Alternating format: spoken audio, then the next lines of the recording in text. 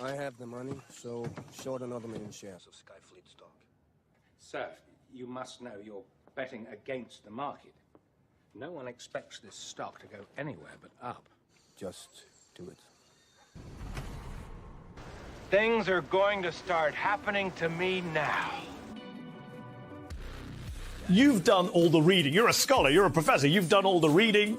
You've done the intellectual heavy lifting. More or less, eat shit and die. You wouldn't know a fact if it begged you all night long! Want to, like, give the wrong impression, because I am very high. Ran up behind him with a hatchet. Smash, smash, smash. Yeah. Care. I'm a libertarian. What I'm getting is, Did you vote for Joe Jorgensen or Trump? Who? Joe Jorgensen. That was the perfect answer. Thank you.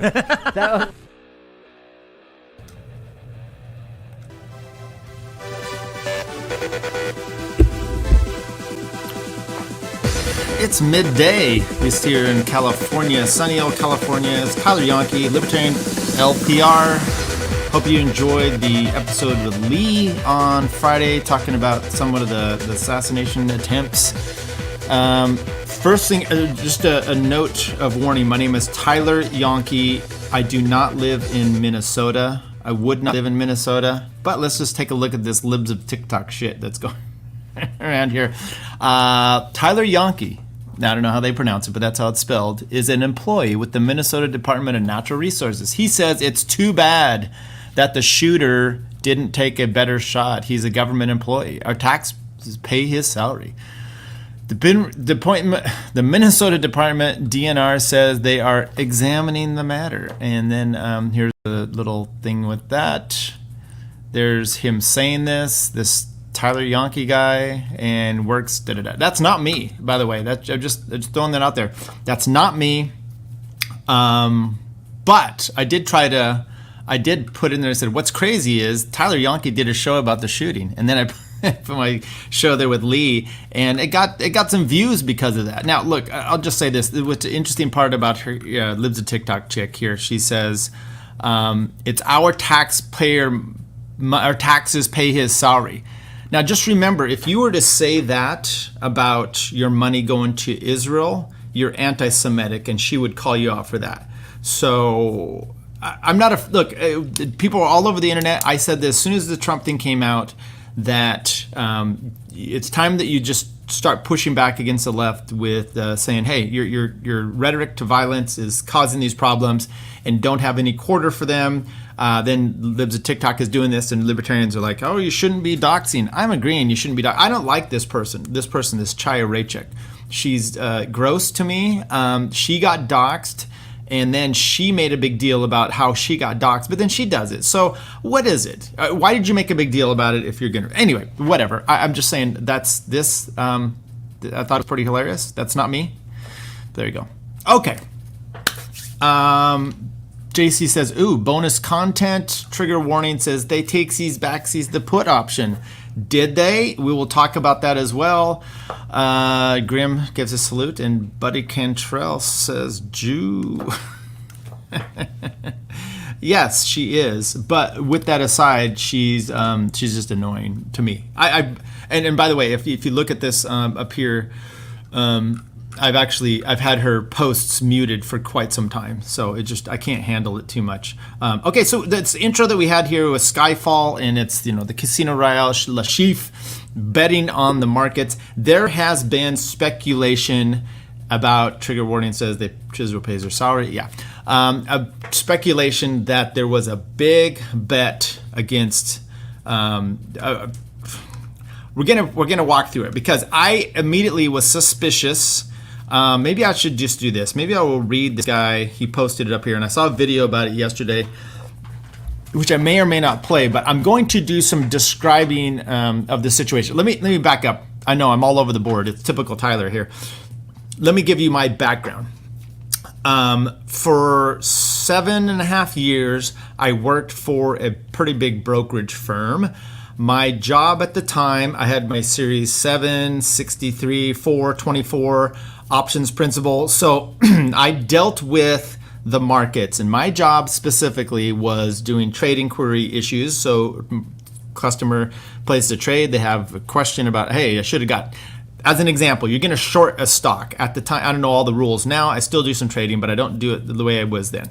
The rules at the time were to get a short. If you wanted to short stock, you had to have an uptick. So as you look at the time and sales, it has an uptick. Then you can get your order filled. You can't get a filled on a down tick simply because it's piling on top of the market, and sometimes it's just the way they have it.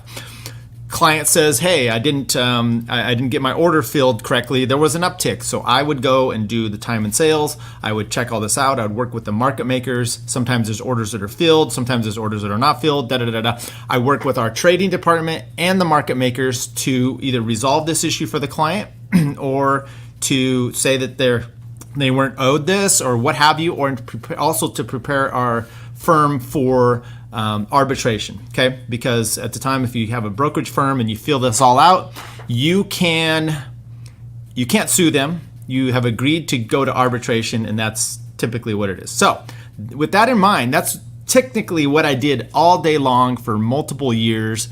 I enjoyed it. I did day trading myself. So when you see stuff like this, there's a few things that start triggering off in my head, problems, a little autistic twitch that I have going. And so we can walk through this to see if there's any validity to it. And there might be. I will say this. I don't have the tools I used to have available to me. I used to have a Bloomberg terminal, and I would be able to knock all this down and go through it. Even the time and sales that I have on my day trader, it's just not quite like what it used to be. I don't pay for all the services I used to. I don't do that specific anymore. I do different types of trading now. I still do it. Okay, Golden Mongoose said, can we take out put options on the secret surface? Yes, so some of you may not understand what put options are, what options are in general, what shorting the market is. I will describe all that. But first, I think I will go to and just go right up here and say this guy, Champagne Joshi, I don't know who he is, but came to my attention that he kind of broke this thing, and then he was complaining about other people stealing his stuff. So let's look at here. I may have found something potentially important. Can someone please explain to me the extreme disparity between trade volume and the day high for Trump's stock DJT for Thursday, July 11th, and Friday, July 12th, the day before the assassination attempt? This is directly from TMTG Corp. Look, okay. I'm going to read through it and then we'll break all this down. Thursday volume, 3,956,160. Friday volume, 35,643,508. Thursday's high, 30.31. Friday high, 15,638.32. Four exclamation marks. That Friday high has to be a mistake, right? Even if it is, the extreme swing in volume should definitely warrant further investigation. This is an 801% increase in one day, the day before the attempt on Trump's life. If that Friday high is real, hold on to your boots, my friends. I may have discovered something huge. And then he quotes this off of the TMT. Now, this is Trump's website showing data here. Is this reliable data? We can talk about that. If anyone else would like to help me find the finding the options or activity on the DJT, say for the month and last, if anything else fishy pops up, it would be much appreciated. Here's the direct link to the TMTG stock Corp stock page. Archive it. Okay, well, I'll say this right away, which is this is Trump's company reporting data that they have that's been filtered through there. And I went back there yesterday. It does not match, and it hasn't matched the actual NASDAQ numbers that have been pushed out for months on end. So there's just discrepancies all over the place for that. I don't know where they're getting their feed. Who knows? But there you go. So I wouldn't trust them as the be-all, end-all for data on this, but we'll talk about why this discrepancy is actually here. Now pair this with what I found, and we may be cooking with oil. Breaking, who knew the hit was coming? DJT shorts skyrocketed the week before the hit. Follow the shorts. So now here's I don't know where they got this, but these are shares outstanding available for shorting the stock. It did balloon up at least according to this one, and we can talk through that as well. Okay, however, a fact bound raised a few more questions is that short positions against Truth Social stock doubled between July 1 and July 12, going from 7 to 15 million shares in what was a record of shares shorted for DJT stocks since its trading debut. The surge indicates that, okay, and then there's this website here, and I went on there about shares available. There doesn't really do much. They did point you to a website. Sorry about this.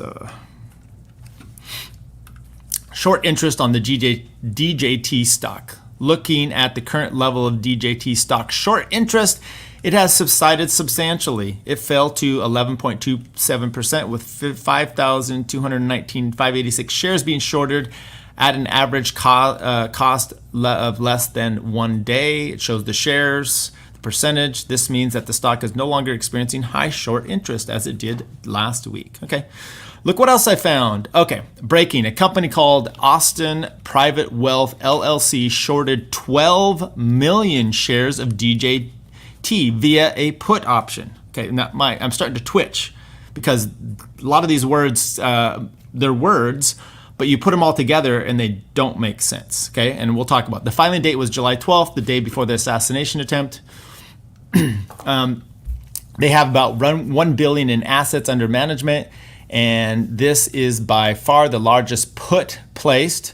According to a source, the trade represents 6% of total shares and over 16% of the float on the stock, given that the fact that Trump owns 60% of the company. This is a giant bet when you consider their total AUM. But wait, there's more. Okay. And then there's a community note. To make things even more interesting, my source tipped me off of the two following images from the Bloomberg terminal. The screenshot on the left shows the put by Austin Private Wealth LLC that was taken earlier this morning. It shows 120,000 puts. As you can see from their position, it is by far the largest. The next closest is Citadel Advisors at 16,770. Here's where it gets interesting. The screenshot to the right was taken later in the day, and poof, Austin Wealth LLC is now to be found, nowhere to be found. Okay, so this is portfolio. These are put calls on this QSIP here specifically, but it doesn't say what, and I'm trying to look here. I used to look at the Bloomberg terminals here, 120,000 there, 630, that's a few days, all 13F. Note 13F. Okay, that's a very important data point to get here. That's the source of what we're talking about. And once again, 13F. These are not trades. These are positions held under Trump media technology according to 13F. And that is a very important thing for us to take a look at going forward. While you are here, remember to give me, okay, fuck that. Maybe I will do it later. Austin Wealth amended their filing on 7/16 and removed their put option on TMTG. Shaky eyes, and then it has this report. Another interesting thing about the amendment filed in 7/16 is that it's the only one that I've ever had. I searched and had their first filings on 2/12/2020. Okay. And then this guy basically, they came back. Austin Wealth released the following statement. A statement on incorrect filing with the SEC. The SEC, which showed that Austin Private Wealth shorted a large number of shares of Trump Media Corp, was incorrect, and we immediately amended it as soon as we learned of the error. No client of APW holds or has ever had a put on DJT, and the quantity initially reported, the current holding amount of 12 contracts or 1,200 shares, not 12 million shares, was filed in error. In submitting the required report for the second quarter 2024, a multiplier was applied by a third-party vendor that increased the number of shares by a multiple of 10,000 for all options contract, not just DJT. We did not catch the error before approving the filing. We filed the report on July 12th to reflect our positions on July 28th. We amended it on July 16th. We deeply regret this error and the concern it has caused, especially at such a fraught moment of our nation. We are committed to full transparency and maintaining the trust of the clients. As such, we are reviewing our internal procedures and our processes with the third-party vendor that assisted with the SEC filings to better understand how this happened and avoid similar issues moving forward, not just a simple gigantic clerical error moving forward. Okay, so that's what they say. Okay, a few things here. Let's talk about this. What is shorting? Shorting is basically, as I said, betting, and then we're going to have to discern between short and taking a position on a put, okay? And we'll talk about those in just a second here. Shorting is basically you're anticipating the market is going down, so you're doing the opposite of what other people do, which is you buy it first and then you sell it. You buy it low, you sell it high. That's the idea. This is the idea of selling it high and then buying it low. And you're like, well, how does that happen? You have shares of a stock, DJT for example, you then purchase or you have it held with a custodian, which is your broker. Your broker, as long as you have a margin account, typically, depends on what it is, they are then able to take those shares, okay, and do what's called hypothecate them. They can then utilize them and to someone else. Think of it this way. You have your car, you take your car to your Ferris Bueller, you're going downtown, you stole your dad's Ferrari or Cameron's Ferrari, whoever it was, and you are going to park it in a parking garage, okay? You've then said, as I post this in the parking garage, they can do with it whatever they want as long as I get a similar car, same car back, okay? It doesn't have to be that one. It just has to be the same make and model. The parking garage then sells it to someone else or allows someone else to go out in the market, and they're like, you go to your buddy now and you're saying, I'm going to sell you this car. Okay, boom, you sell the car. Now you hope that the value drops and you go and buy it back. And then you buy it back, you give it back to them at a lesser price. That's what it is. So that's what people are doing out there and they're shorting. They're selling it out in the market, but there's got to be a buyer on the other side. You know, there's always buyers and sellers. So there's a buyer on the other side, you're selling this to him, you're hoping the stock goes down, and then you go back and you buy it back. Now, there's inherent risk in all of this because the market, you are now subject to a margin call. You've got to have certain assets, equity in your account to take care of this. They have margin calls. There's certain margin requirements, special margin requirements, and I will go through those because let me just type this in here while I'm waiting here. Special, let's see, margin requirements. Okay. Learn about margin trading. Okay. I had this all ready to go earlier, and then I had to.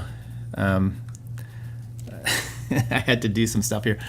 Margin requirements, special. You know, I'll find it here. So the certain stocks have the ability, or they're so inherently riskless, or not as they're more risk averse, I guess you would say.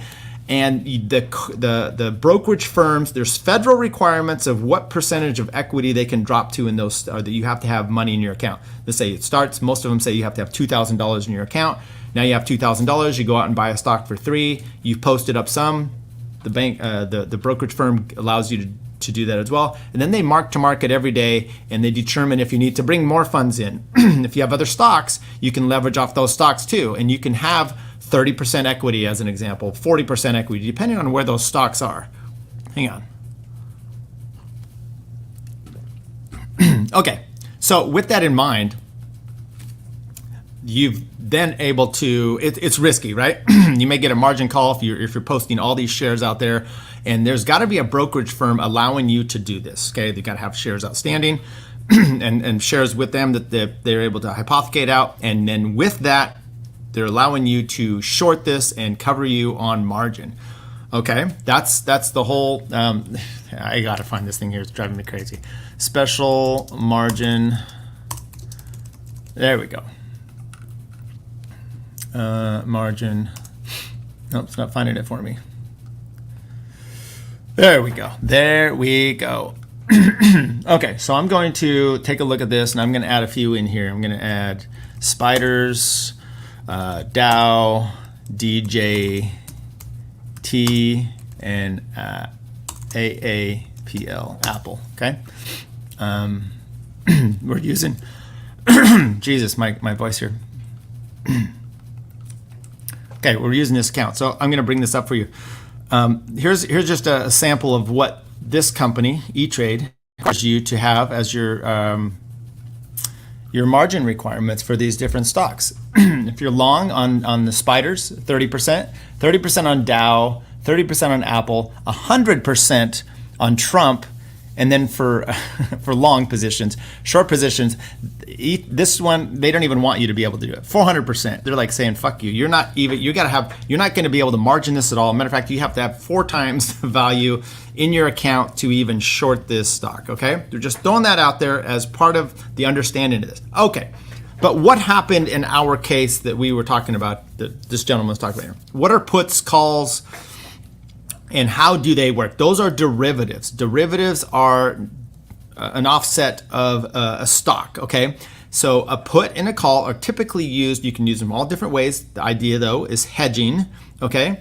Now, what does a put or a call do? They allow you to control 100 shares. One contract controls 100 shares typically. Now, if you do, let's say it's a stock split or something like that, so you can have reorged. They call them options, which may or may not have additional things. They may look too good to be true. If you're looking out there and you're kind of trading these, they are too good to be true. Okay, they're reorged options. Those don't fuck with those. Now, you have the ability to control 100 shares of a stock. With that in mind, maybe we should take a look here at DJT as an example. And what does that mean by control 100 shares? Well, let's start with a call. A call is if you purchase a call, you have, and there's a strike price. There's what the stock is going at right now. Donald J. Trump stock, 35.28. Maybe you think it's going to go up to 40. The strike price, you can say, would be $40 a share. There's multiple ones that they have there.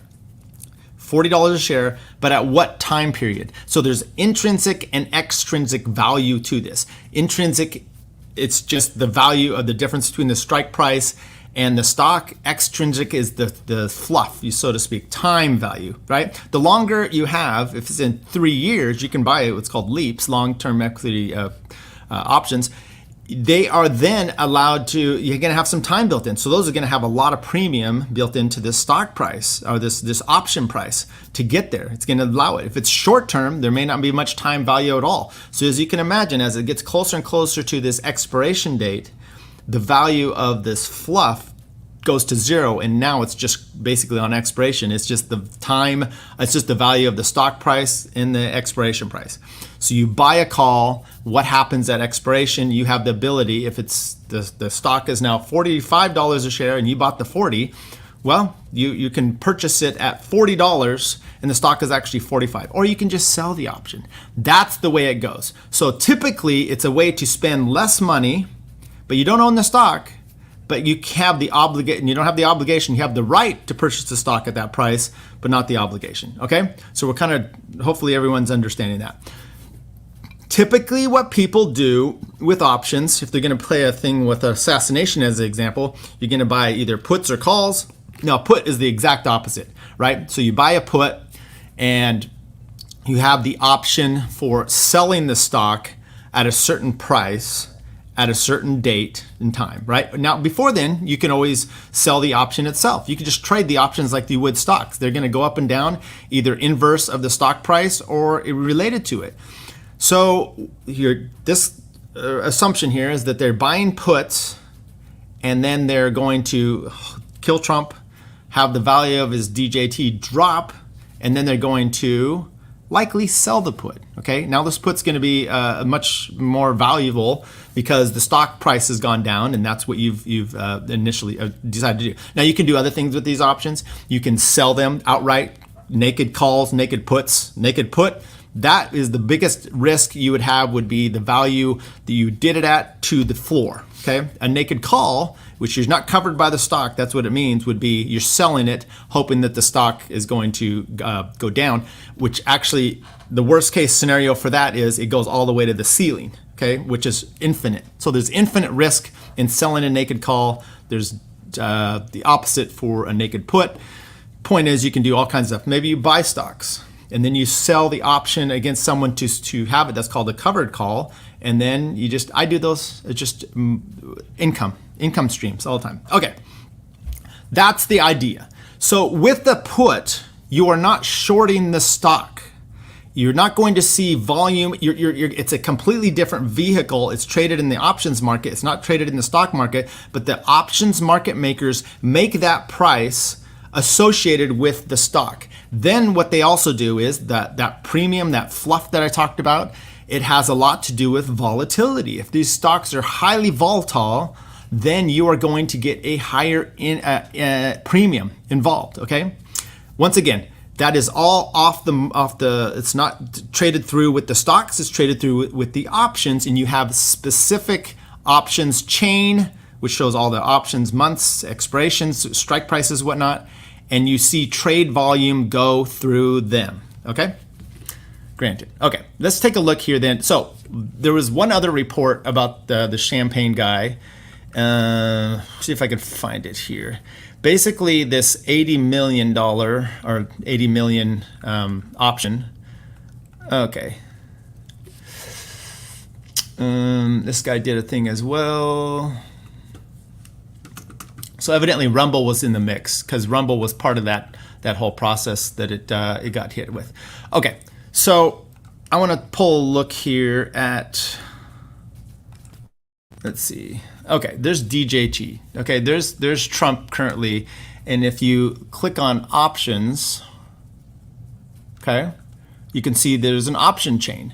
So these all, as an example, here's the ones that are expiring this week. For $35, it's $1.56 a contract, so one contract times 100. So it's not a lot for that, right? So you go, the next expiration is August 2 that they have, let's say for $35. Now it's $2.63. And the further you go out, the higher those are going to be. Now these are calls, the right side is puts, and you can see the volume and whatever there. But each one of these is going to have its own ticker symbol. So now you can look here and go through and say, okay, what about open interest? Look at this, 321, 29, 232. There's more options volume here, put volume there. Keep going through, open interest there. My point on this is you need to see this 120 million whatever put. It's got to be shown in the market trading somewhere.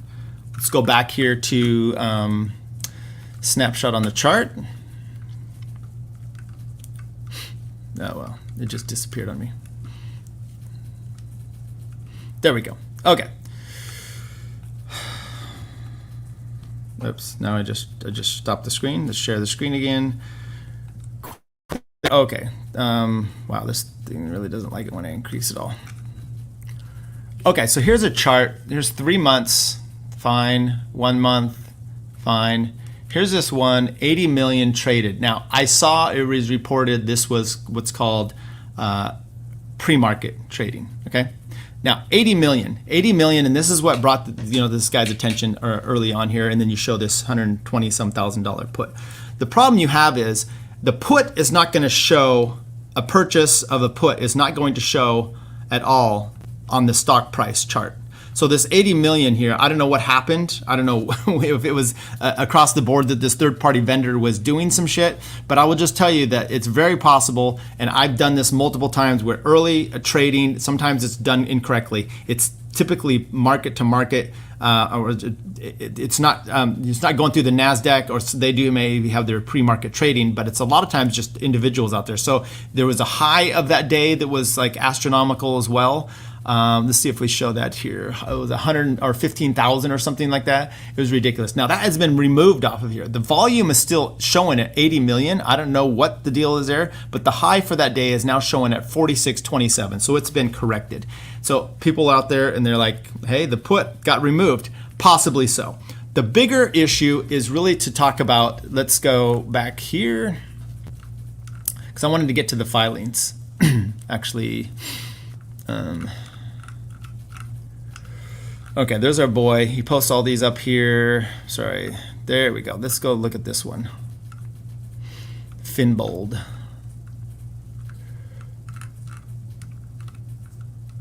No, I'm not showing it. There we go. So here's Trump. Here's a story about this stock and these trades. I think this is one that mentioned it, the shares outstanding, and then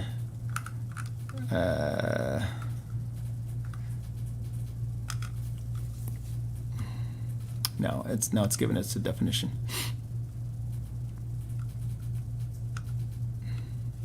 That's not the one I wanted either.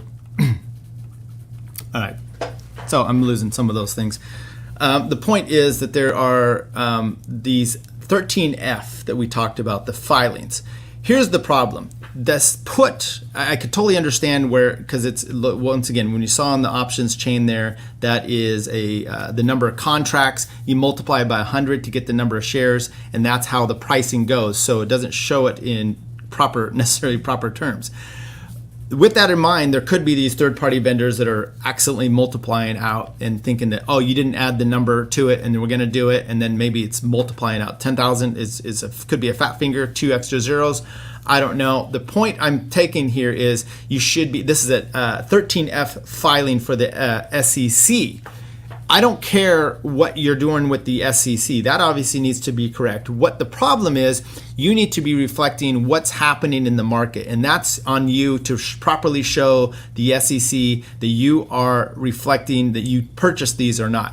You would be showing people that wouldn't be showing these 80 million shares traded on DJT a few days before. They would be showing them in the options. None of these show which strike price, which expiration date. None of them are showing what this put is. So first of all, you're not shorting the stock. You're buying a put, which gives you the ability to control shares in a sense at a certain time and a certain date.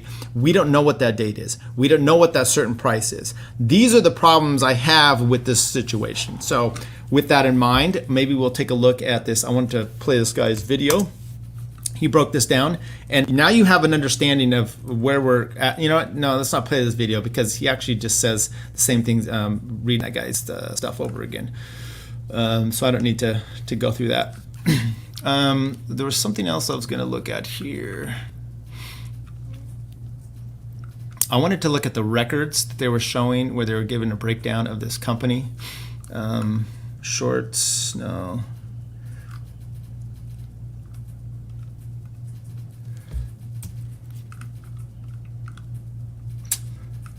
I'm not finding it.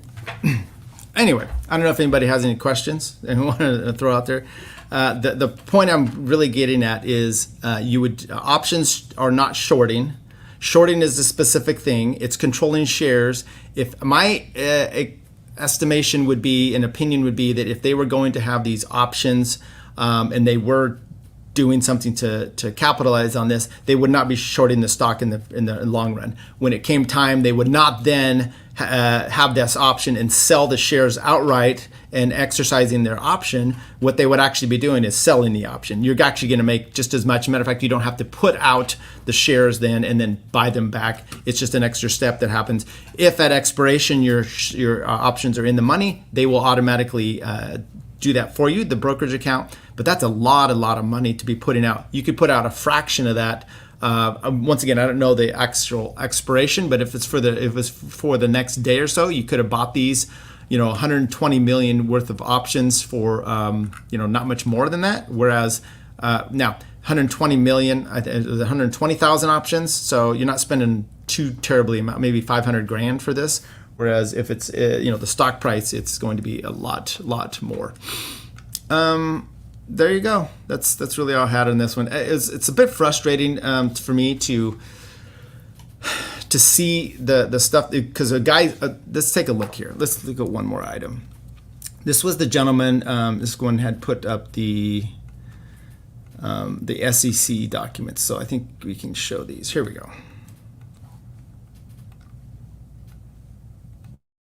Okay, so here's the 13F. Once again, these are 13Fs. And once again, we saw on the Bloomberg terminal that was all reported from 13F. These were not taken from trade volume or trade access at the time. So let's look for Trump. There you go. So there's the actual filing here.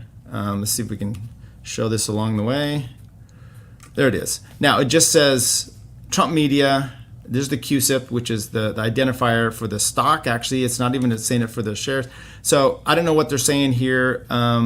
22, is this the amended one? Maybe, oh, here we go. 120, look at the stuff that's vacant though. 12 million, there you go, 12 million puts we're missing some items here. 12 million via put.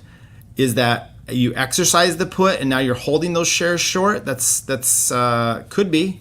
But then you would see more trade volume with that indicated. So I don't know if that's what they're indicating, that they had bought puts on this and now they're exercising these puts. That seems a bit wrong to me. I don't even think there was an expiration for that at the time.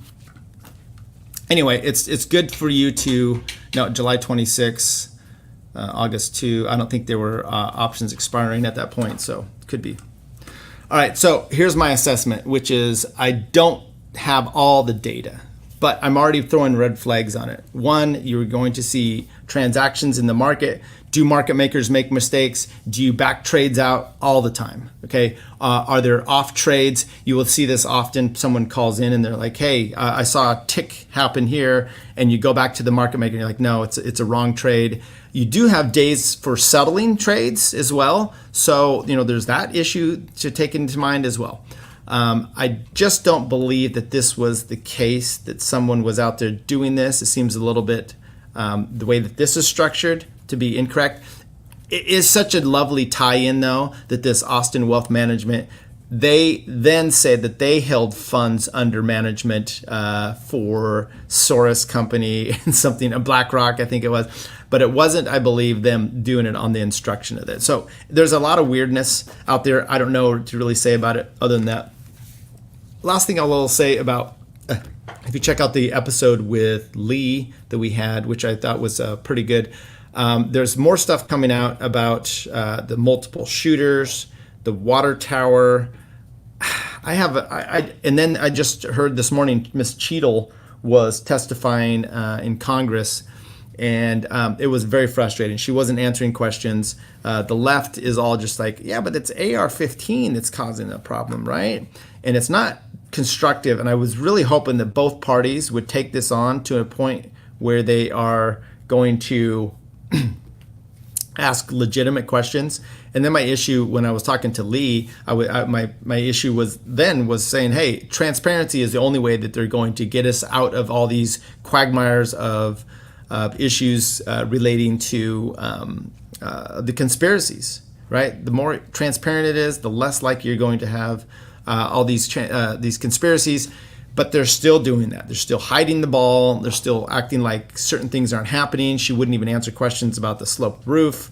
I mean, it's all about slopes at some point, and it gets pretty frustrating. So I don't know what to say of that other than, we'll keep our eyes on it and move forward. So if anybody has any questions about trading or you come up with more info on this, I would love to give more of a breakdown. Other than that, we'll probably be back for Friday. I don't know what we're doing, but we're trying to get Andy on board at some point. Take care, everybody. Okay, I'm leaving now. Bye, guys. But she's back. And now. Chick-fil-A is completely overrated. It's not that good. I prefer Zaxby's. I prefer Popeyes. Takes a tough man to make a tender forecast, Nick. I guess that's me. Keep fucking that chicken. Should I vote for Dick Cheney on the Libertarian Party? Do I have an obligation to vote for Dick Cheney? I would say so. Yes. Did it work for those people? No, it never does. I mean, these people somehow delude themselves into thinking it might, but it might work for us. That one dude was like, not a podcast, I can't find it anywhere. They don't have video. Oh, yeah, Peter Janke, yeah. Yeah, I blocked him. I'll do it. If he unblocks me, He'll buy your shirt if you unblock him, Bert. He's a wigger. Yeah, nothing cooler than a 49-year-old wigger. I just started live streaming. Cut me some slack. I'm pretty high tech for a boomer. But anyways, boomer.